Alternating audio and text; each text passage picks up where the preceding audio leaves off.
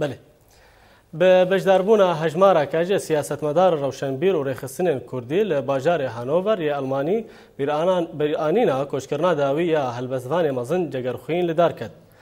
Nûşegihanê me Maksîm Îsa li wir amade bû û ji me re ev raport amade kir.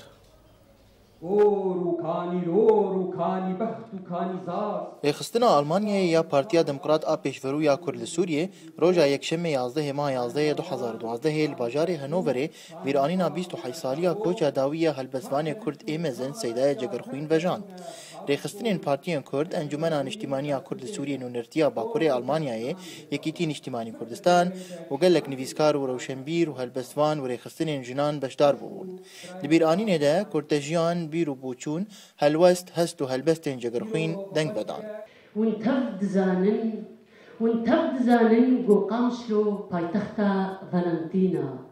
Derbarê vê çalakiyê endamê rêxistina Almanyayê ya Partiya Demokrata Pêşverû ya Kurd li Sûriyê Mihemed Derwîş ji Orient News re axivî. Ev çalakî em wek Partiya Demokrata Pêşverû Kurd li Sûriye beşê Almanya rêxistina Almanya em dixwazin bi rastî sal bi sal vê bîranînê vejînin ji ber got cegerxwîn ew kesên got neyên ji bîrkirin. Hin nivîskar, helbestvan û rewşenbîrên beşdar nêrîne têvel derbarê Seydaya Cegerxwîn dan.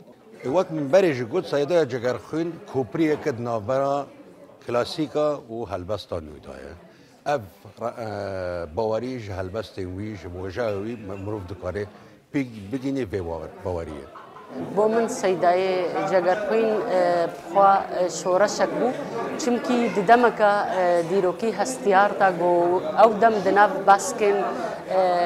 باسکن پاشکەتنێدا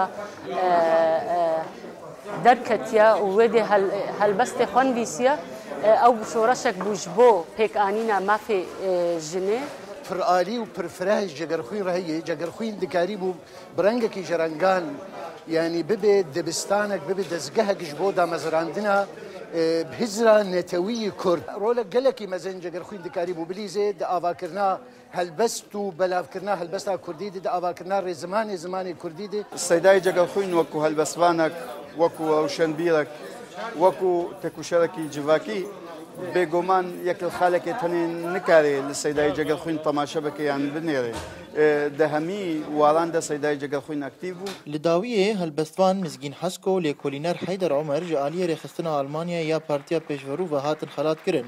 Her wiha gul hemû nivîskar, helbestvan, rewşenbîr û hin kesên amadekar hatin belav kirin. Vejîne zimanê xwehî xwendevan nebûye millet hîç kesek bê ziman.